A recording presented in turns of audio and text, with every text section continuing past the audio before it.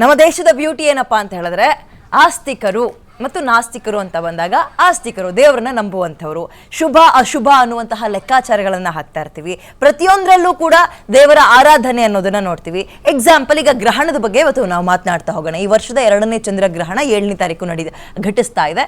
ವಿಶೇಷವಾಗಿ ದೇಶದಲ್ಲಿ ಗೋಚರ ಆಗತ್ತೆ ಅಂತ ಇದ್ದಾರೆ ಕೆಲವರು. ಬಟ್ ಅಂದ್ರೆ ದೇಶದಲ್ಲಿ ಗೋಚರ ಆಗುತ್ತೆ, ನಾವಿರುವಂತಹ ಜಾಗಗಳಲ್ಲಿ ಗೋಚರ ಆಗುತ್ತಾ ಅಥವಾ ಇಲ್ವಾ ಅನ್ನುವಂತಹ ಗೊಂದಲಗಳಿದೆ. ಇದಕ್ಕೆ ಸಂಬಂಧಪಟ್ಟಂತೆ ಮಾತನಾಡ್ತಾ ಹೋಗೋಣ. ಗ್ರಹಣ ಅಂದ ತಕ್ಷಣ ಅದು ಅಶುಭ ಕೆಟ್ಟದ್ದು ಮಾಡುತ್ತೆ ಅಂತ ಕೆಲವರು ಹೇಳಿದ್ರೆ, ಗ್ರಹಣದ ಸಂದರ್ಭದಲ್ಲಿ ನಾವು ಏನ್ ಮಾಡಬೇಕು ಒಳ್ಳೇದಾಗೋದಕ್ಕೆ ಅಂತ ಜ್ಯೋತಿಷ್ಯ ಶಾಸ್ತ್ರ ಇನ್ನೊಂದು ಲೆಕ್ಕಾಚಾರವನ್ನ ಹಾಕ್ತಾ ಇರುತ್ತೆ. ಹೀಗಿರುವಾಗ ವಿಜ್ಞಾನ ಲೋಕ ಹೇಳುತ್ತೆ ಇದು ಪ್ರಕೃತಿಯಲ್ಲಾಗುವಂತಹ ಸಹಜ ಒಂದು ಪ್ರಕ್ರಿಯೆ ಅಷ್ಟೇ ಅಂತ. ಈ ಚಂದ್ರಗ್ರಹಣದ ಬಗ್ಗೆ ರಕ್ತ ಚಂದ್ರಗ್ರಹಣ ಅಂತ ಕರೀತಾ ಇದ್ದಾರೆ ಇದನ್ನ. ಈ ಚಂದ್ರಗ್ರಹಣ ಯಾವ ರೀತಿಯ ಶುಭ ಫಲಗಳನ್ನ ಅಶುಭ ಫಲಗಳನ್ನ ಜ್ಯೋತಿಷ್ಯ ನಂಬುವಂಥವರಿಗೆ ಅಥವಾ ಆಸ್ತಿಕರಿಗೆ ಕೊಡುತ್ತೆ ಮತ್ತು ವಿಜ್ಞಾನದ ಪ್ರಕಾರ ಇದು ಎಷ್ಟು ವಿಭಿನ್ನ, ಇದಕ್ಕೆ ಸಂಬಂಧಪಟ್ಟಂತೆ ಇವತ್ತಿನ ಕಾರ್ಯಕ್ರಮದಲ್ಲಿ ಚರ್ಚೆಯನ್ನ ಮಾಡ್ತಾ ಹೋಗೋಣ. ಇದೇ ಹೊತ್ತಿನ ವಿಶೇಷ ರಕ್ತ ಚಂದಿರಗ್ರಹಣ. ನಾನು ವಿದ್ಯಾ ಮಲ್ನಾಡ್.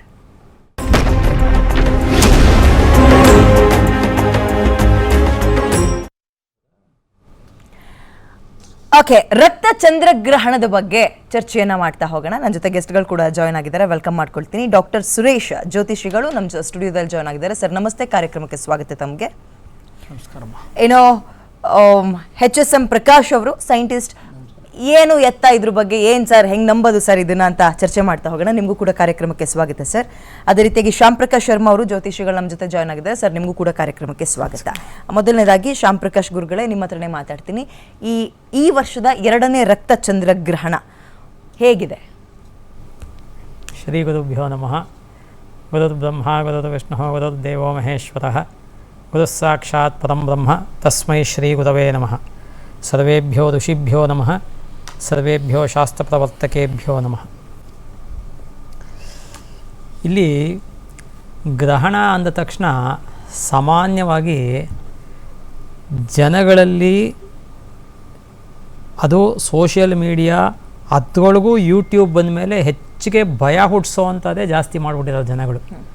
ಗ್ರಹಣ ಅಂದ ತಕ್ಷಣ ಹಾಗಂತೆ ಹೀಗಂತೆ ಆಗತ್ತಂತೆ, ಎಲ್ಲ ಪ್ರಪಂಚ ಪ್ರಳಯ ಆಗೋದಕ್ಕೆ ಇನ್ನೂ 4,26,000 ಚಿಲ್ಲರೆ ವರ್ಷ ಇದೆ. ಡೈರೆಕ್ಟಾಗಿ ಹೇಳ್ತೀನಿ ಫಸ್ಟ್ ಅದನ್ನು. ಜನ ಯಾರೂ ಭಯ ಪಡಬೇಕಾಗಿಲ್ಲ. ಪ್ರಳಯ ಆಗೋದಕ್ಕೆ 4,26,000 ಚಿಲ್ಲರೆ ವರ್ಷಗಳು ಇದೆ ಇನ್ನೂ. ಸೊ ಇದು ಏನಾಗುತ್ತೆ ಹಾಗಿದ್ರೆ ಅಂದರೆ, ಗ್ರಹಣಗಳು ಎಲ್ಲೆಲ್ಲಿ ಗೋಚರ ಆಗತ್ತೆ, ನಾನು ಒಂದೊಂದು ಮಾತು ಆಡಬೇಕಾದ್ರೂ ಕೂಡ ಭಾಳ ಸ್ಪಷ್ಟವಾಗಿ ಆಡಿರ್ತೀನಿ. ಮತ್ತು ನಾನು ಮಾತನಾಡ್ತಕ್ಕಂತಹದ್ದಕ್ಕೆ ನಾನು ಜವಾಬ್ದಾರಿ, ಬೇರೆಯವ್ರದಕ್ಕೆ ನಾನು ಜವಾಬ್ದಾರನಲ್ಲ. ಸೊ ಹಾಗಾಗಿ ಎಲ್ಲೆಲ್ಲಿ ಗ್ರಹಣ ಗೋಚರ ಆಗತ್ತೆ ಅಲ್ಲಿಗೆ ಎಫೆಕ್ಟ್ ಇರುತ್ತೆ ಹೊರತು ಬೇರೆ ಕಡೆಗೆ ಎಫೆಕ್ಟ್ ಇರೋದಿಲ್ಲ. ಇವಾಗ ಮನೆಗೆ ಬೆಂಕಿ ಬಿದ್ದಿದೆ ಅಂದರೆ ಬೆಂಕಿ ಬಿದ್ದಿರೋ ಮನೆ ಸುಡತ್ತೆ ಹೊರತು ಅಲ್ಲಿಂದ 4ನೇದೋ 5ನೇ ಮನೆ ಕಾವು ಬೀಳುತ್ತೆ. 4ನೇ 5ನೇ ಮನೆ ಅಂತ ಅದಕ್ಕೆ ಹೇಳಿದ್ದು ನಾನು. ಅಲ್ಲಿಗೇನು ಎಫೆಕ್ಟ್ ಇರಲ್ಲ ಜಾಸ್ತಿ, ಅಲ್ಲಿ ತನಕ ಬರೋ ತನಕ. ಹಾಗಾಗಿ ಏನಾಗುತ್ತೆ ಅಂದರೆ, ಎಲ್ಲೆಲ್ಲ ಆಗತ್ತೆ ಅನ್ನೋದನ್ನು ನಾವು ಸ್ವಲ್ಪ ಕೂಲಂಕಷವಾಗಿ ಗಮನಿಸಬೇಕು. ಮುಖ್ಯವಾಗಿ ನಮ್ಮ ಗ್ಯಾರಂಟಿ ನ್ಯೂಸ್ ವಾಹಿನಿಯ ಮುಖಾಂತರ ಜನಗಳಿಗೆ ಒಂದು ಮಾತನ್ನು ಹೇಳೋದಕ್ಕೆ ಇಷ್ಟಪಡ್ತೀನಿ. ನಾವು ಗ್ರಹಣಗಳು ಆಗತ್ತೆ ಆಗಲ್ಲ, ಎಲ್ಲಿ ಆಗತ್ತೆ ಎಲ್ಲಿ ಆಗಲ್ಲ ಅನ್ನೋದನ್ನು ನೋಡಬೇಕು ಅಂದರೆ ಜ್ಯೋತಿಷದಲ್ಲಿ ಮುಖ್ಯವಾಗಿ 3 ಭಾಗ ಇದೆ: ಸಿದ್ಧಾಂತ, ಸಂಹಿತ, ಹೋರ ಅಂತ. ಸಿದ್ಧಾಂತ ಅನ್ನೋದನ್ನು ಗಣಿತ ಅಂತ ಕೂಡ ಕರಿತೀವಿ. ಸೊ ಹಾಗಾಗಿ ಗಣಿತ, ಸಂಹಿತ, ಹೋರ.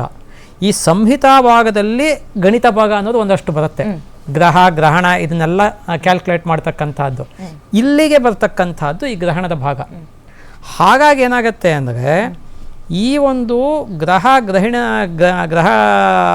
ಮತ್ತು ಗ್ರಹಣಗಳ ಭಾಗ ಎಲ್ಲ ನಾವು ನೋಡೋಕ್ಕೆ ಹೋಗಬೇಕು ಅಂದರೆ ನಮಗೆ ಪಂಚಾಂಗನೇ ಮೂಲ ಆಧಾರ.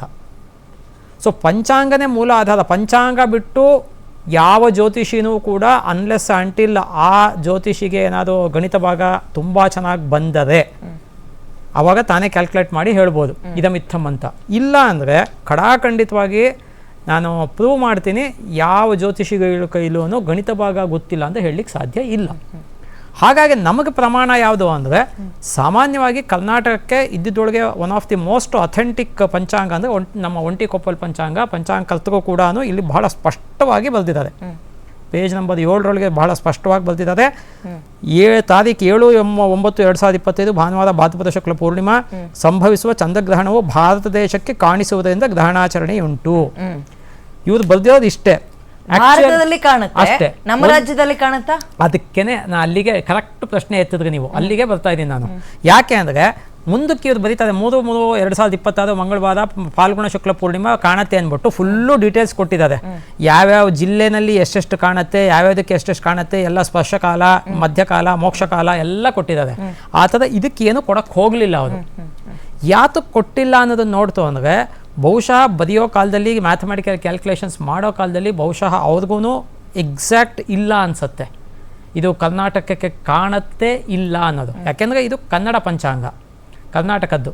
ಹಾಗಾಗಿ ಏನಾಗುತ್ತೆ ಅಂದರೆ ನಾನು ಗೂಗಲ್ ಮಾಡಿ ನೋಡಿದಾಗಲೂ ಕೂಡ ನನಗೆ ಯಾವುದೋ ಒಂದು 4-5 ಸ್ಟೇಟಲ್ಲಿ ಕಾಣುತ್ತೆ, ಅದು ಎಕ್ಸ್ಟ್ರೀಮ್ ನಾರ್ತ್ ಈಸ್ಟು ನಾರ್ತ್ ವೆಸ್ಟಲ್ಲಿ ಅನ್ನೋದು ಕೊಟ್ಟಿದೆಯೇ ಹೊರತು ನಮಗೆ ಸೌತಲ್ಲಿ ಕರ್ನಾಟಕಕ್ಕೆ ಕಾಣುತ್ತೆ ಅಂತ ಕೊಟ್ಟಿಲ್ಲ ಆ್ಯಕ್ಚುಯಲ್ ಆಗಿ.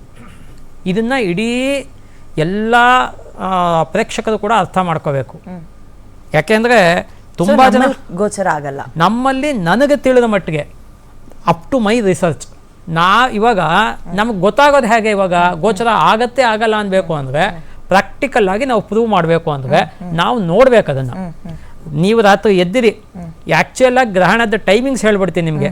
ಭಾರತೀಯ ಕಾಲಮಾನದ ಪ್ರಕಾರವಾಗಿ ರಾತ್ರಿ 8:57 2:27 ಸೋಮವಾರ ಬೆಳಗಿನ ಜಾವ ಅಲ್ಲಿ ತನಕ ಇದೆ ಗ್ರಹಣ. ಫುಲ್ ಗ್ರಹಣ ನಾ ಹೇಳ್ತಿರೋದು ಇಡೀ ಪ್ರಪಂಚದಲ್ಲಿ ನಾ ಹೇಳ್ತಿರೋದು. ಇದು starting from the east of Australia to the west of Europe, ಇಲ್ಲಿ ತನಕ ಇದು ಮಧ್ಯದಲ್ಲಿ ಬರ್ತಕ್ಕಂಥ ಸುಮಾರು ಭಾಗಗಳು ಸೇರ್ಕೊಳ್ಳುತ್ತೆ. ನಮ್ಮ ಭಾರತದಲ್ಲಿ ಕಾಣಿಸುತ್ತೆ ಅಂತ ಏನು ಬರೆದಿದ್ದಾರೆ ಅದು 9:56 ರಾತ್ರಿ 9:56 1 ಗಂಟೆ ಮಾರನೇ ದಿನ ಬೆಳಗ್ಗೆ ಅಂದರೆ ಸೋಮವಾರ ಬೆಳಗಿನ ಜಾವ 1:26 ತನಕ ಇದೆ. ಗ್ರಹಣದ ಮಧ್ಯಕಾಲ ಬಂದು ಸರಿಸುಮಾರು 11:42 ಅಂತ ಆಗತ್ತೆ. ಇದು ಬಹಳ ಸ್ಪಷ್ಟವಾಗಿ ಶಾಸ್ತ್ರದಲ್ಲಿ ಹೇಳುತ್ತೆ, ಎಲ್ಲಿ ಗ್ರಹಣ ಕಾಣುತ್ತೆ ಅಲ್ಲಿ ಮಾತ್ರ ಆಚರಣೆ. ಧರ್ಮಸಿಂಧು, ನಿರ್ಣಯ ಸಿಂಧು ಈ ಗ್ರಂಥಗಳಲ್ಲೂ ಇದೆ. ಇನ್ನು ಬೇರೆ ಬೇರೆ ಗ್ರಹಣಕ್ಕೆ ಸಂಬಂಧಪಟ್ಟಂತಹ ಬೇರೆ ಬೇರೆ ಗ್ರಂಥಗಳು ಕೂಡ ನಾನು ರೆಫರ್ ಮಾಡಿ ಇಲ್ಲಿ ಬರೆದಿಟ್ಟಿದ್ದೀನಿ ನಾನು. ಹಾಗಾಗಿ ಏನಾಗುತ್ತೆ ಅಂದರೆ ಗ್ರಹಣ ಎಲ್ಲಿ ಗೋಚರ ಆಗತ್ತೆ ಅಲ್ಲಿ ಮಾತ್ರ ಆಚರಣೆ ಮಾಡಬೇಕು. ಇವಾಗ ನಮಗೆಲ್ಲಿ ಗ್ರಹಣ ಗೋಚರ ಆಗತ್ತೆ ಆಗಲ್ಲ ಅನ್ನೋದ್ರ ಬಗ್ಗೆ ಇವತ್ತಿನ ತನಕ ಈ ಕ್ಷಣದ ತನಕ ಸಂಶಯ ಇದೆ, ಗೊಂದಲ ಇದೆ. ಹಾಗಾಗಿ ಆಚರಣೆ ಮಾಡಬೇಕಾ ಬೇಡವಾ ಅನ್ನೋದ್ರ ಬಗ್ಗೆ ಇದಮಿತ್ತಮ್ ಅಂತ ಮೋಸ್ಟ್ ಅಥೆಂಟಿಕ್ ಆಗಿ ಹೇಳ್ತಕ್ಕಂತಹ ಕೆಪಾಸಿಟಿ ಇರ್ತಕ್ಕಂಥದ್ದು ಸೈಂಟಿಸ್ಟ್ಗಳಿಗೆ ಹೊರತು ಜ್ಯೋತಿಷಿಗಳಿಗೆ ಅಲ್ಲ. ಅವ್ರ ಹತ್ರ ಹೋಗೋಣ. ಅದಕ್ಕಿಂತ ಮುಂಚೆ